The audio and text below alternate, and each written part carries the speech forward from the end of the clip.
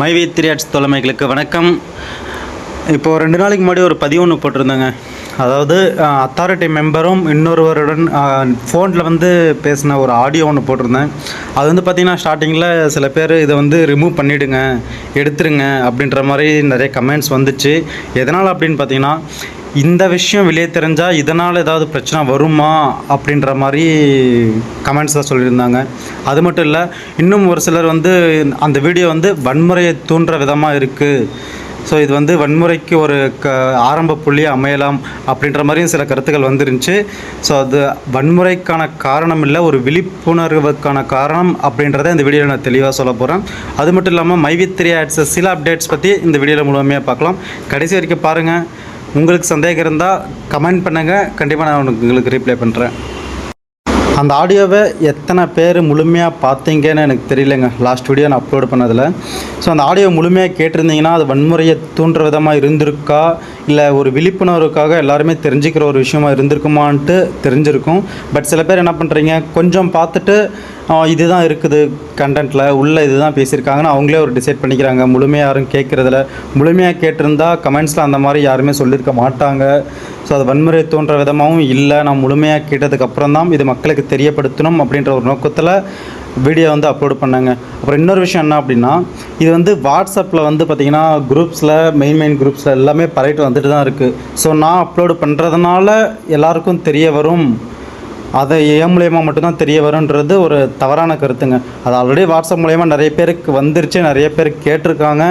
இன்னும் சில பேர் குரூப்பில் இல்லாதவங்களுக்கெல்லாம் இந்த விஷயம் போய் சேரணும் அப்படின்றதுக்காக தான் நான் என்னோடய யூடியூப் சேனல் அப்லோட் பண்ணேன். இந்த ஒரே ஒரு ரீசன் தான் லாஸ்ட் வீடியோ நான் அப்லோட் பண்ணதுக்கு காரணங்க.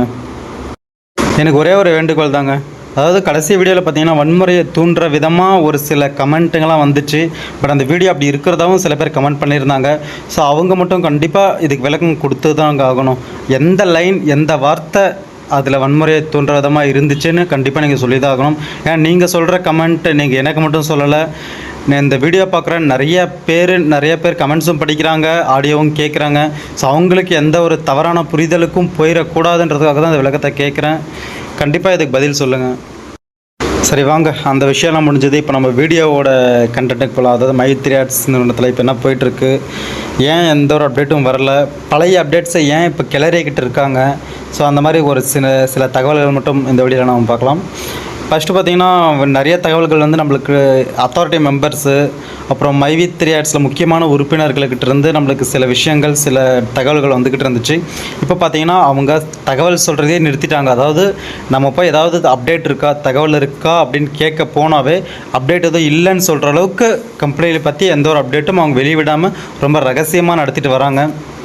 ஸோ அது எந்த அளவுக்கு ரகசியமாக இருக்குது, அப்படி கொண்டு போகிறதுனால என்ன நல்லது நடக்க போகுதுன்றது தெரியல. பட் இருந்தாலும் சில ரகசியங்கள் வெளியே சொல்லப்படாமல் இருக்கும்போது தான் நமக்கு தேவையான அந்த வெற்றின்றது நமக்கு பின்னாடி வருங்க. கண்டிப்பாக இவங்க கொண்டு போகிற இந்த செயல் நம்ம கம்பெனிக்கு ஆதரவாக செயல்படும் அப்படின்றத நான் உறுதியாக நம்புகிறேன். நீங்களும் அதே மாதிரி நம்புங்க. அது மட்டும் இல்லாமல் இப்போ கடைசியாக பார்த்திங்கன்னா ஒரு அப்டேட் போயிட்டு இருந்துச்சுங்க. அந்த ஆந்திராவில் போராட்டம் பண்ணாங்க அப்படின்ட்டு. அது ஒரு சிலர் தப்பாக எடுத்துக்கிட்டாங்க. எப்படின்னா மைவி3 ஆர்ட்ஸ்க்கு எதிராக அவங்க போராடுறாங்க ஒரு சிலர், மைவி3 ஆர்ட்ஸ்க்கு ஆதரவாக போராடுறாங்கன்றது மறுபுறம். ஸோ இந்த 2 சைடும் பார்த்திங்கன்னா மாற்றி கன்ஃபியூஷன் பண்ணிக்கிட்டாங்க. இப்போ அதுக்கான தெளிவான விளக்கத்தை நான் கொடுக்குறேங்க. இப்போ மைவி3 ஆர்ட்ஸ்க்கு ஆதரவாக தான் ஆந்திராவில் மைவி3 ஆர்ட்ஸ்க்கு ஆதரவாக போராட்டம் நடத்துறது உண்மைதாங்க. ஸோ அது இப்போ பார்த்திங்கன்னா எந்த ஒரு கன்க்ளூஷனும் கிடையாது. ஸோ போராட்டம் மட்டும்தான் நடந்து முடிஞ்சிருக்கு. அடுத்ததாக பார்த்திங்கன்னா கேரளாவில் கேஸ் போயிட்டு தாங்க இருக்குது. ஸோ தமிழ்நாட்டில் இன்னும் அந்த கேஸ் நிலுவையில் தான் இருக்குது, முடிக்கப்படலை. இஓடபிள்யூக்கு எந்தளவுக்கு ப்ரெஷர் இருக்கோ அதே ப்ரெஷர் தாங்க நமக்கு இருக்குது. ஸோ நமக்கு இஓடபிள்யூக்கு பிரச்சனையை சால்வ் பண்ணணும் அப்படின்ற ஒரு எண்ணம் கிடையாதுங்க. ஸோ அதனால தான் அவங்க ரொம்ப இழுத்தடிச்சிட்டே போகிறாங்க. பட் இது பார்த்திங்கன்னா பல லட்சம் மக்களின் வாழ்வாதாரம் அப்படின்றத அவங்க புரிஞ்சுக்கிட்டு இந்த கேஸை சீக்கிரமாக முடித்து வைக்கணும்ட்டு நான் கடவுளை பிரார்த்தனை பண்ணிக்கிறேங்க. ஸோ அடுத்த வீடியோவில் முக்கியமான அப்டேட்ஸ் தான் அவங்க சந்திக்கிறேன். நன்றி, வணக்கம்.